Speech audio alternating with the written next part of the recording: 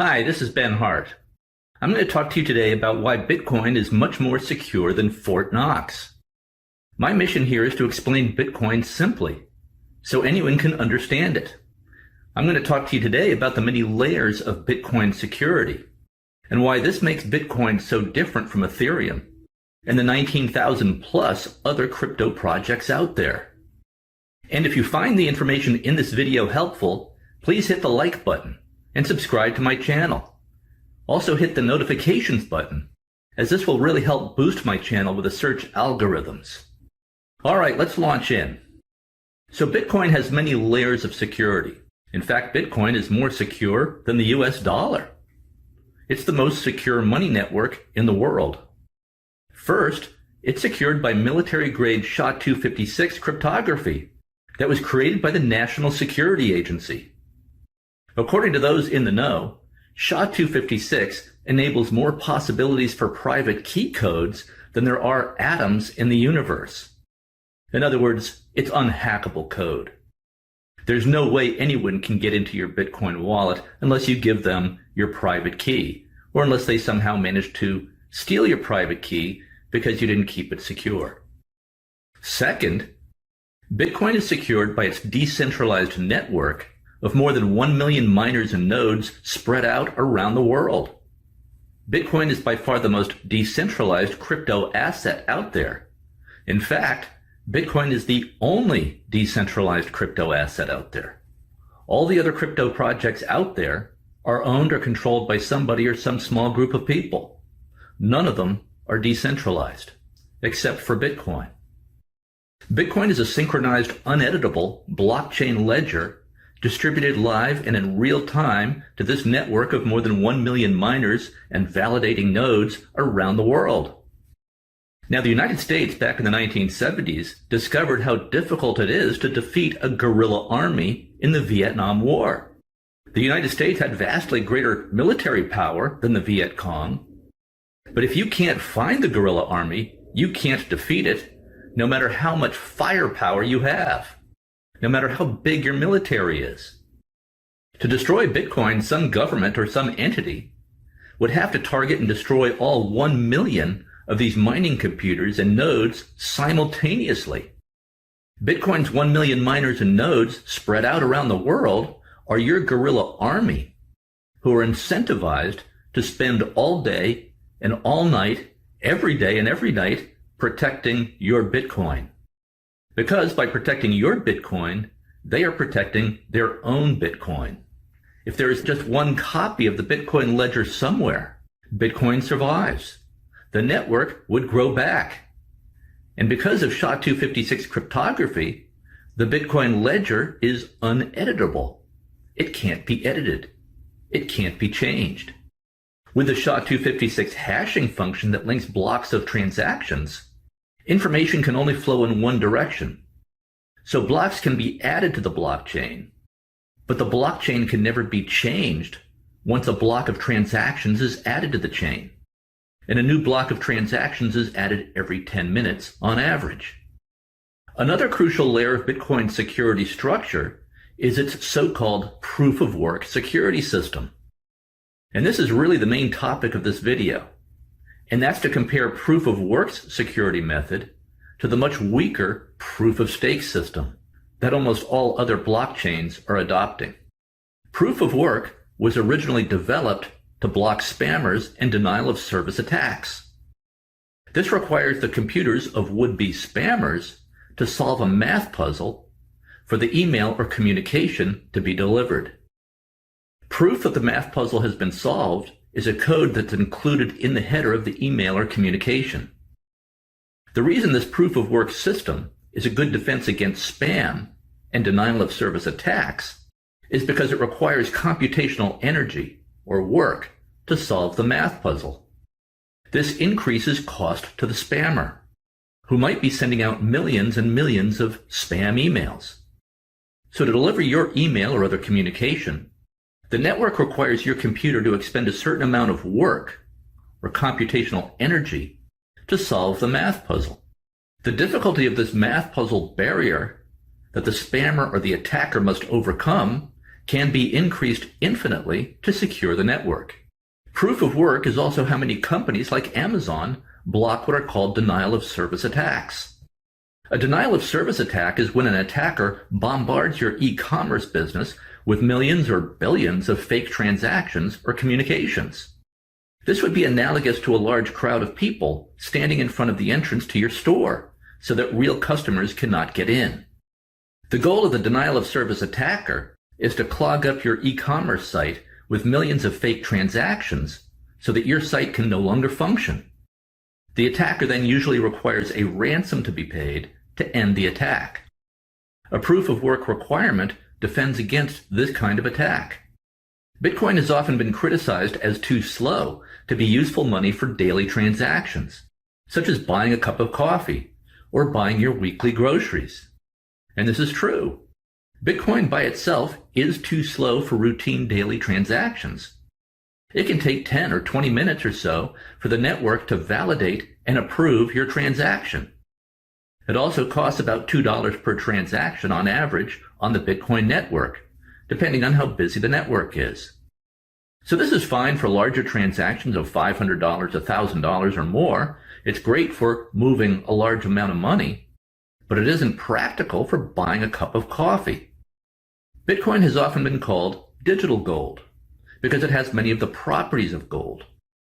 Gold is impractical for daily transactions also. It's difficult to carry your gold bar around with you and then shave off a piece of your gold bar to hand it to the grocery store clerk to pay for your groceries. The clerk would have no idea what to do with this sliver of gold that you've just shaved off your gold bar. She would have to call her manager. Bitcoin serves as the base layer of the Bitcoin monetary system, much the same way that gold served as the base layer for the US dollar until 1971, when the United States and the developed world went off the gold standard. At that time, in 1971, 1 ounce of gold cost $35, and that had been the cost of 1 ounce of gold for 4 decades. In fact, until April of 1933, US dollar denominations were gold certificates, redeemable for actual gold. At any time, you could show up at a bank and exchange your paper currency for actual gold. President Franklin Roosevelt, in April of 1933, issued an executive order outlawing the private ownership of gold. Then in January of 1934, FDR and his rubber-stamped Congress made the price of 1 ounce of gold $35 per ounce instead of $20.67 per ounce. Thus, FDR, with a stroke of a pen, literally confiscated 41% of people's money. This had the effect of turning what people assumed was just a severe recession into the Great Depression that lasted a decade. Why did FDR do this? Well, the simple answer is he wanted more money for his New Deal government programs. He wanted to quickly expand government. When FDR devalued the dollar by 41% overnight, this caused a crisis of confidence in the economy. And I go into more detail about this in another video. Then, in 1971, Richard Nixon, with the approval of Congress, took the United States completely off the gold standard. Since we went off the gold standard in 1971, 1 ounce of gold has risen from $35 per ounce to more than $1,700. So the dollar has lost 98% of its value since 1971, since we abandoned the gold standard entirely and became a 100% fiat money printing system. Why did the U.S. go off the gold standard? Well, again, the simple answer is the government wanted more money. It's difficult to get tax increases through Congress. Tax increases are unpopular. It's much easier for the government to just print money, which then creates an unlegislated extra tax called inflation. The government then also lies about what the true inflation rate really is. Depending on which economist you trust, the true inflation rate is 4 to 7% higher than the official CPI inflation number that the government reports each month. The government is also constantly changing the way it measures inflation to make inflation appear lower than it really is. So the U.S. went off the gold standard completely in 1971. At that time, the purpose being for the government to be able to pay for both the Vietnam War and Lyndon Johnson's Great Society welfare programs. As in the case of FDR, the purpose of abandoning the gold standard was to massively grow government with unlimited money printing. Printing money is just counterfeiting. You or I would go to jail for a very long time for counterfeiting, because counterfeiting is a form of theft. Counterfeiting is also considered an attack on the nation, an attack on civilization itself. Under U.S. law, counterfeiting is treated much like treason. That's how serious a crime counterfeiting is. But that's what our government does, has been doing it since 1971. The government prints trillions and trillions of new dollars every year and dumps them into the economy, which dilutes the value of the dollars that you have earned. Right now, tax collections only pay for about half the federal budget. The other half is paid with money printing, which the government calls borrowing. But it's not really borrowing because the government's never going to pay this money back. It's just money printing, which is theft. So right now, the national debt is $32 trillion, rapidly heading to $100 trillion. The national debt and federal budget have doubled in just 3 years. So this is why we went off the gold standard in 1971. So politicians in Washington could massively grow government without having to go to the trouble of formally increasing taxes with legislation, which is always unpopular. It's just much easier to print money and hand it out to voters and worry about the national debt later. Politicians are incentivized to just make it through the next election. Plus, all this money printing creates a temporary sugar high for the economy. But we need to print more and more money at faster and faster rates in order to maintain this high. Otherwise, we sink into a depression. And of course, now the money printing is completely out of control. Money printing is like an addiction to heroin. Once it starts, it never slows down. It always increases because more and more of the drug is needed to sustain the high. So expect all this money printing not just to continue, but to accelerate. This was the problem that Bitcoin was created to address, the problem of dishonest money. Bitcoin was born in the wake of the 2008 financial collapse, but it was a project that a group of computer scientists had been working on for many years. Some had been working on this project for decades. Their goal was to create a secure, automated, decentralized money system that could not be corrupted by humans, because humans are always prone to corruption and greed. Their goal was to create honest money, more honest even than gold, because gold can be diluted and debased. Bitcoin can never be diluted or debased, because there will never be more than 21 million Bitcoins. And each transaction is unique and one of a kind. There can never be a double spend, because of the SHA-256 cryptographic algorithm. The primary emphasis of the Bitcoin system is security, not so much speed. For speed, you need centralization and less security, which is fine for small transactions. Similar to gold, Bitcoin could be used as money, but more likely it would be used as a base layer for the money network. Speedier ways of transacting would be built on top of the Bitcoin network to enable instant and almost free transactions. So this is being done with the Lightning Network, a Layer 2 solution that's being built on top of Bitcoin that enables instant, nearly free transactions. Lightning, however, is not secured by decentralized blockchain technology, which is slow and clunky. Bitcoin is like Fort Knox, which contains the gold. Lightning is more like your wallet, which really isn't secure either. I lose my wallet probably once a year and have to get everything replaced. But fortunately, I don't keep much money in my wallet, so it's only a royal pain in the butt when I lose it. But it's not a crisis. Lightning is like Cash App or Venmo. You wouldn't want to store your life savings on Cash App or Venmo either. You load some money on these apps for your small transactions. That's what Lightning is for. You load a small amount of Bitcoin on Lightning for your cups of coffee. Bitcoin is the base layer. It's Fort Knox that guards your gold. But it's way more secure than Fort Knox, in part because of its proof-of-work security mechanism, plus other security mechanisms. Bitcoin has many layers of security. The goal with Bitcoin was to create a money system that could not be successfully attacked by humans or by government. that would run on its own in cyberspace, that would be governed by math and computerized algorithms, not by people. One pillar of Bitcoin security is decentralization. And decentralization is something that no other crypto asset out there has been able to achieve. This decentralization is that vast guerrilla army of nodes and miners spread out around the world. Bitcoin is not located in any one place or on a centrally administered hosting service. Bitcoin is a synchronized, uneditable ledger distributed on the computers of more than 1 million nodes and miners around the world. And the basic rules of Bitcoin can never change. It takes a 95% approval from these nodes and miners to approve any change to Bitcoin, such as an upgrade in the software or any change to the protocol. And this has happened. Software upgrades and minor adjustments to the Bitcoin protocol have been approved, but to win 95% approval from this network requires the change or the adjustment to be clearly in the interest of everyone on the Bitcoin network.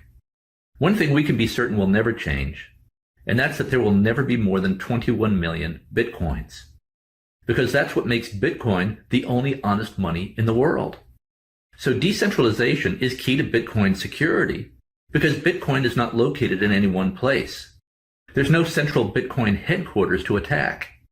And it's worth noting that the internet was originally created by the US military to be a decentralized communications network that could not be destroyed by military attack.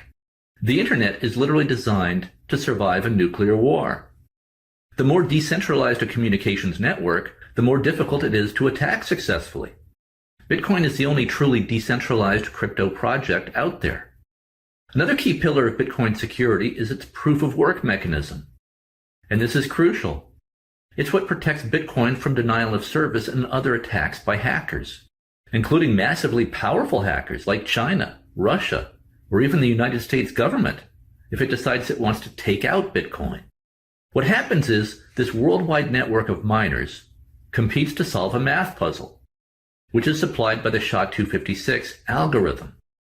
Right now, the reward for the owner of the winning mining computer is 6.25 Bitcoins, which is about $125,000 at today's Bitcoin price. The winning miner also wins the privilege of mining the next block of transactions, which means verifying that the transactions in the block that he's mining are legit, and then inserting that block into the blockchain.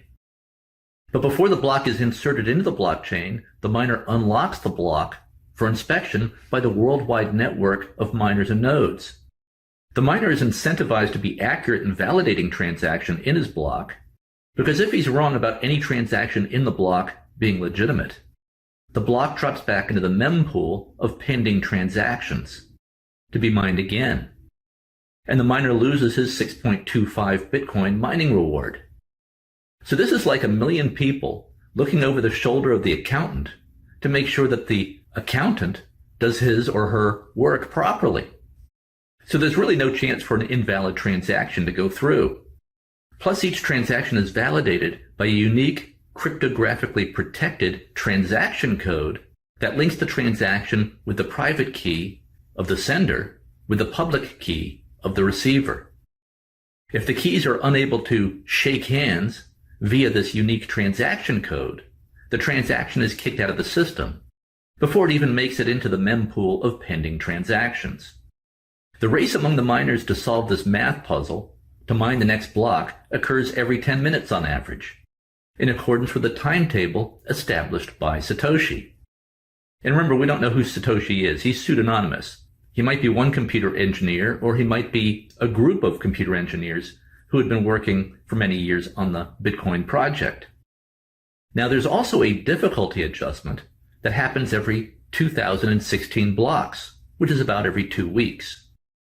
Depending on how many computers are racing to solve the math puzzle to win the block mining reward, the difficulty of the math puzzle must be adjusted up or down so that block mining stays on Satoshi's timetable of one block of transactions validated every 10 minutes on average, until the 21 millionth Bitcoin is mined in the spring of 2140.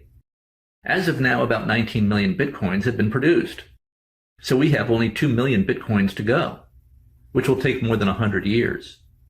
So very little Bitcoin supply is now entering the system.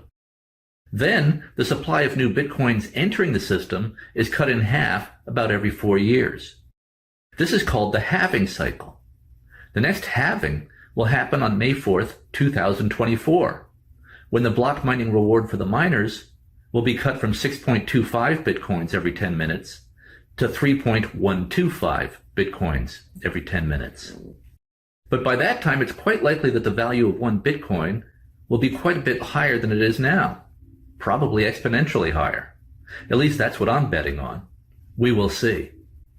Meanwhile, more and more Bitcoin miners are joining the system to compete for the block mining reward.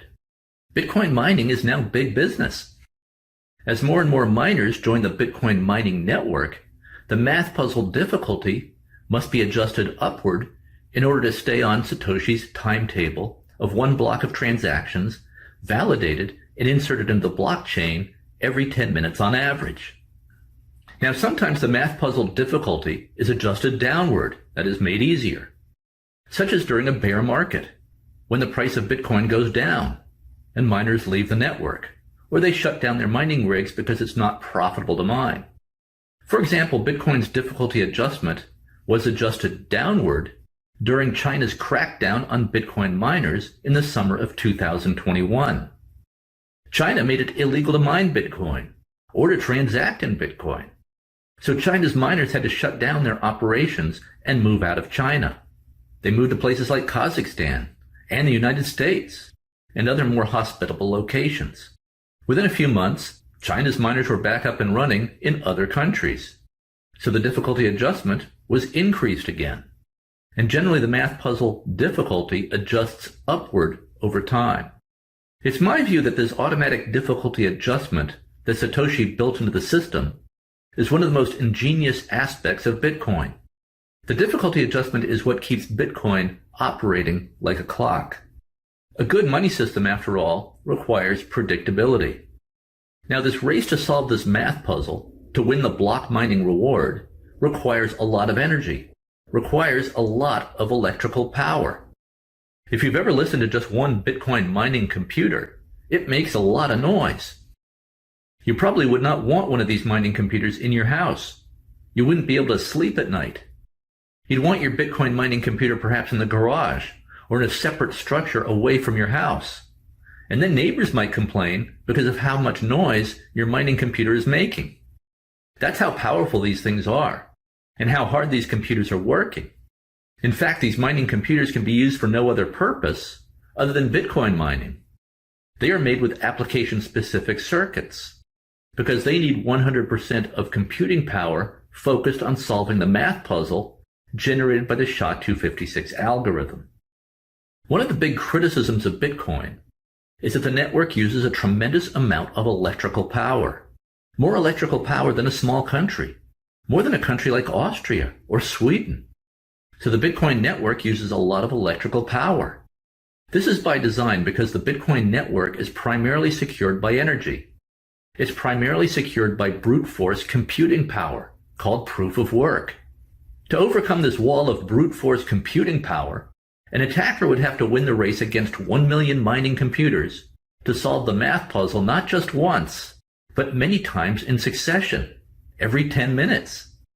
The attacker, most likely a denial of service attack, would have to sustain this attack for a long period of time to allow enough time to build a fraudulent blockchain of fraudulent transactions before the network could notice. The theory being that the network would be frozen by a denial of service attack, so would not be able to monitor what was happening. And Bitcoin has never been offline, by the way, never been offline for a second because of its proof of work structure.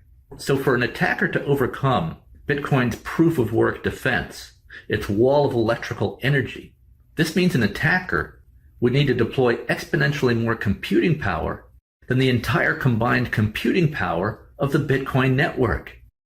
Some have speculated that the sudden and secret emergence of a super powerful quantum computer might make this possible. Perhaps a quantum computer created by a more advanced alien civilization. People have suggested this. Of course, if we actually encountered a far more advanced alien civilization, we would have much more serious problems on our hand than just securing our money system. Fortunately, however, Satoshi had a plan for dealing with this unlikely scenario. If the sudden emergence of quantum computers were able to suddenly deploy exponentially more brute force power, the fraudulent chain could be countered with 95% approval from the network of miners and nodes, which is likely what would happen. Because every miner and node on the Bitcoin network has a self-interest in protecting the value of the Bitcoin that they have worked so hard to mine and worked so hard to accumulate. But there's another solution to a successful attack that manages to create a fraudulent Bitcoin ledger. After the denial of service attack that sort of shuts down, bogs down the network so no one can monitor it, everyone's going to know what's happening. So once the fraudulent chain is revealed, Bitcoin developers could just create a hard fork in the chain. The market could then follow the fraudulent chain if it wanted to, but more likely everyone's going to follow the honest chain. And this has actually happened a number of times in Bitcoin's history. There have been a number of times when a group of rogue miners thought that they could create a better version of Bitcoin, a faster version. So they copied the code, made a few tweaks, and launched a hard fork in the blockchain. The market then chooses which chain to follow. The most successful of these renegade chains is Bitcoin Cash, created in 2017. Now, this was not a dishonest chain. This was a result of a disagreement over what Bitcoin should be. They claimed to be the true followers of the Satoshi vision. This group of miners was led by a Silicon Valley venture capitalist named Roger Ver. He thought Bitcoin needed to be faster. So he and his faction of miners created a version with a larger block size so that transactions could be processed faster. Faster because more transactions could be packed into a block every 10 minutes. Roger Ver wanted block sizes 32 times bigger than the 1 weight unit maximum block size specified by Satoshi's white paper. The problem with large block sizes is they are more vulnerable to denial of service attacks. They also tend to lead to a more centralized network because it takes more powerful computers to handle large block sizes.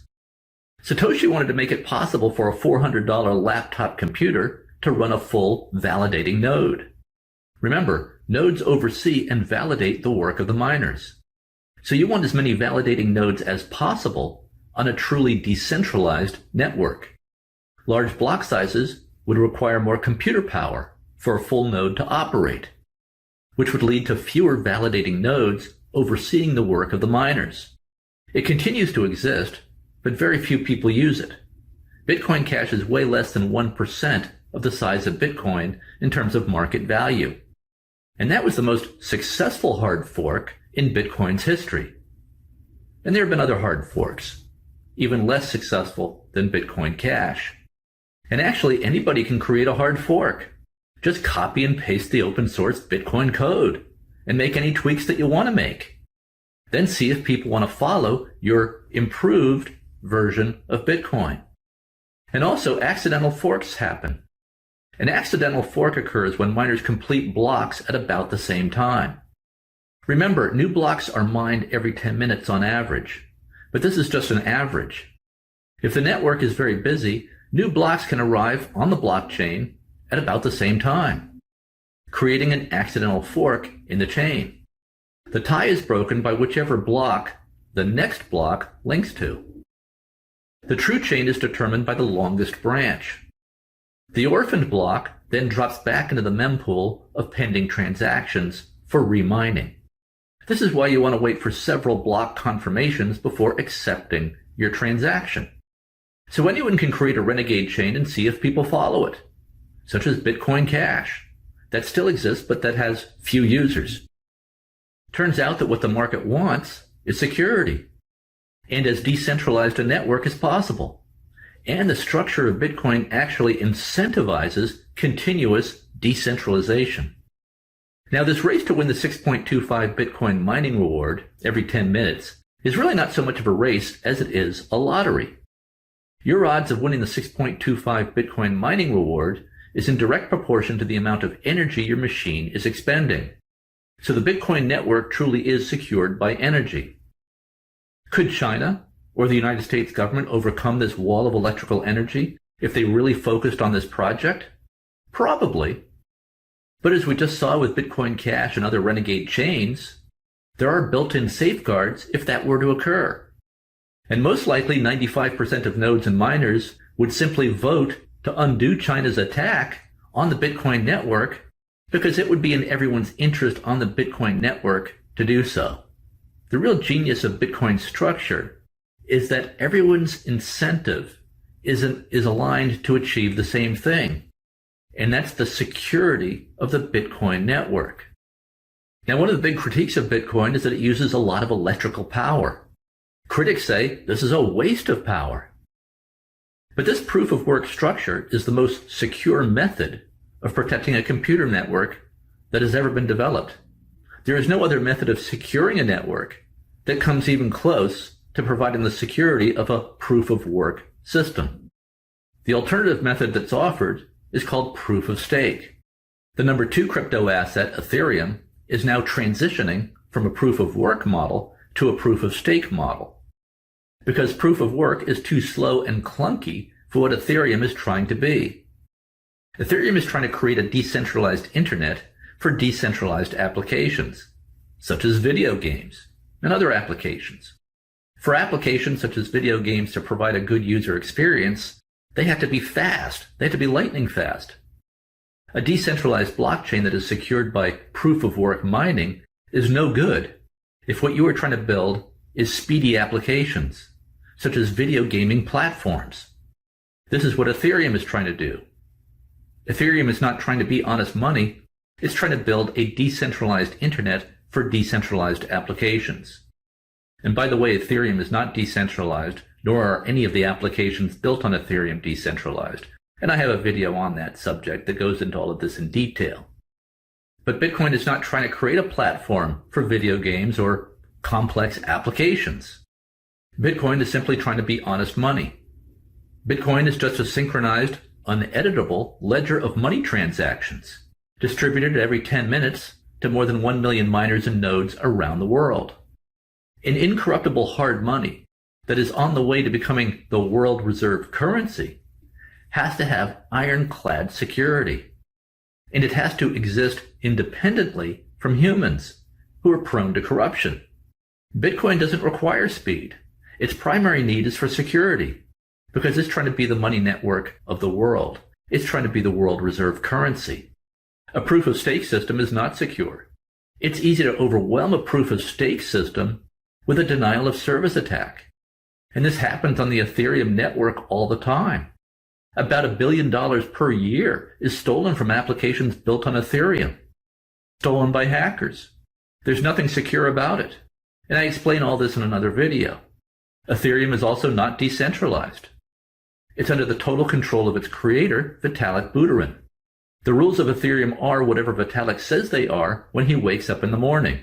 He even threatens to vaporize people's ETH holdings if they don't do what he wants.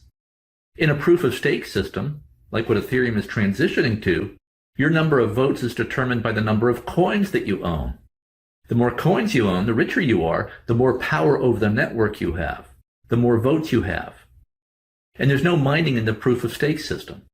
Instead, you win the privilege of minting and keeping new coins in direct proportion to the number of coins you own. So not only do you get more votes by owning more coins, but your odds of winning the privilege of minting new coins rises in direct proportion to the number of coins you own. So power over the network always consolidates in the hands of those with the most coins. So it would be very easy for someone like Elon Musk to simply take over Ethereum. He could do it in a matter of hours. He could do it in minutes. Now perhaps Vitalik could block him by changing the rules, but that would just further prove that Ethereum is not the least bit decentralized.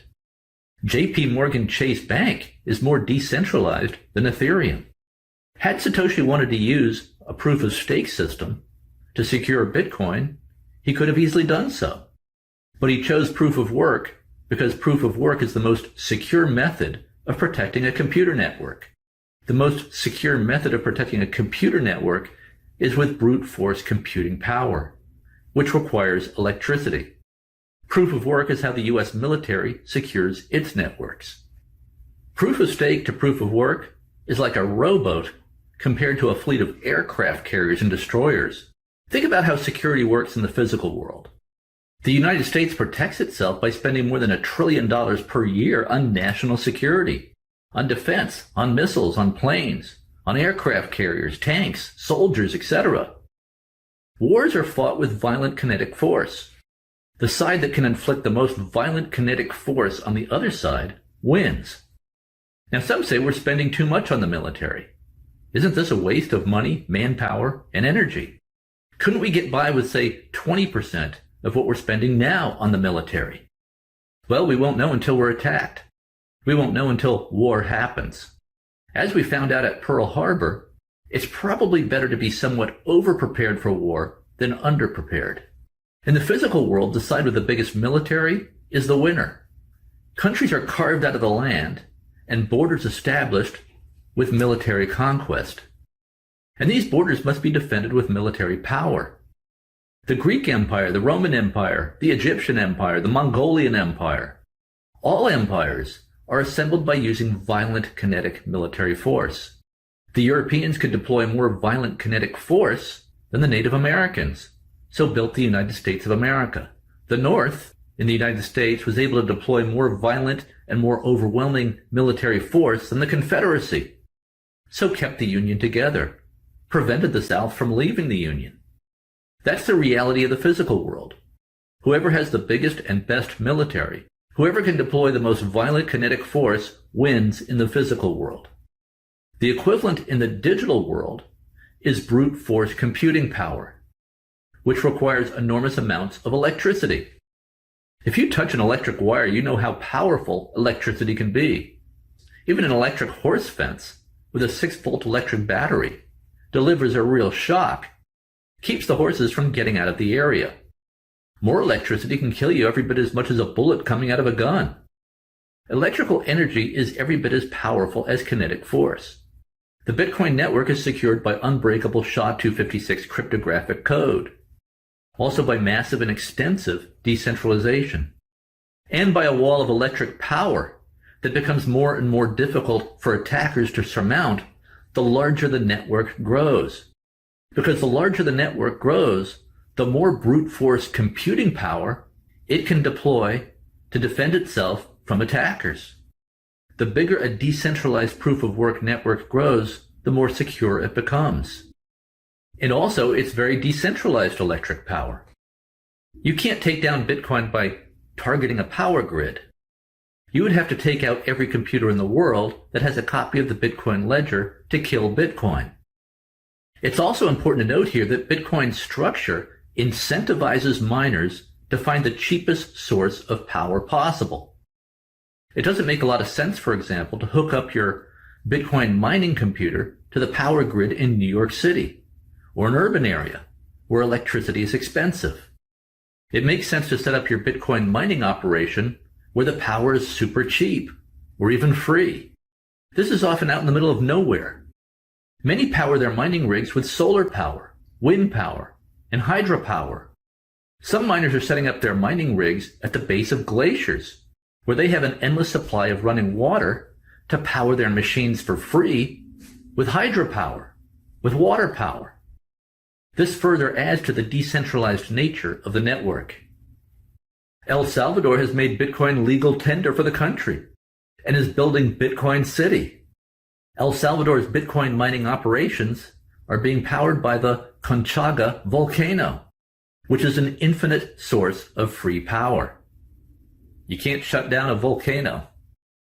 Also, oil drilling rigs release a lot of methane gas through flaring or venting. This is part of the oil drilling process. So Bitcoin miners have been making arrangements with oil drillers to capture this methane gas to power their Bitcoin mining rigs. Methane gas that would otherwise have just been released into the air. Bitcoin miners go to where the power is free, or almost free. In this way, Bitcoin's proof-of-work structure actually incentivizes further decentralization, because Bitcoin miners are on a constant hunt for free energy, which is usually out in the middle of nowhere.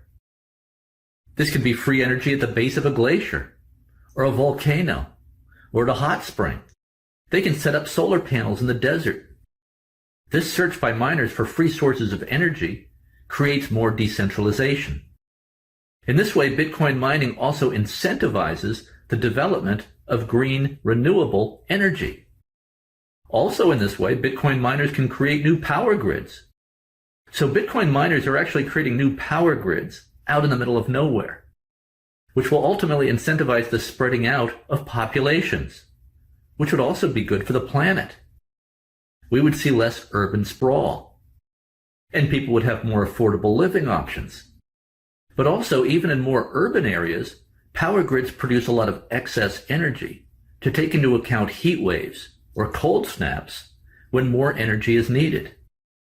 By almost always producing more power than actually needed, a lot of power is wasted.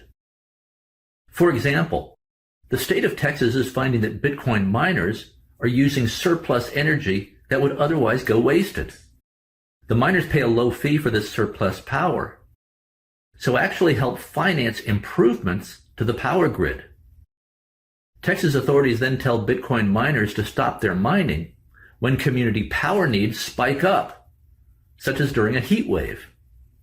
Because Texas sees the value of Bitcoin mining, which helps subsidize improvements in the Texas power grid, Texas is encouraging Bitcoin miners to set up shop there. Texas wants Texas to be the Bitcoin mining capital of the world.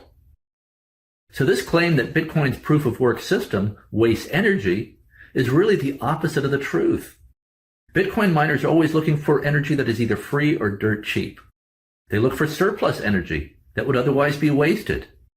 Or they go to remote locations where they can power their mining rigs with running water, or at the base of a volcano, or a glacier, or with solar power. Bitcoin mining actually incentivizes and accelerates the creation of free or almost free renewable sources of energy. And it incentivizes the spreading out of populations, which simultaneously contributes to the further decentralization and security of the Bitcoin network. This is the genius of Satoshi's brilliant design. If you found this video useful, again, please hit the like button, the subscribe button, and notifications button. This will really help boost the channel. Also, I encourage you to head on over to bitcoininstitute.net to sign up for my free Bitcoin weekly report. Plus, check out my new book on Bitcoin, Your Off-Ramp from the Corrupt Political System and Protection from Economic Collapse. Thank you for listening. I hope to see you back here for the next video.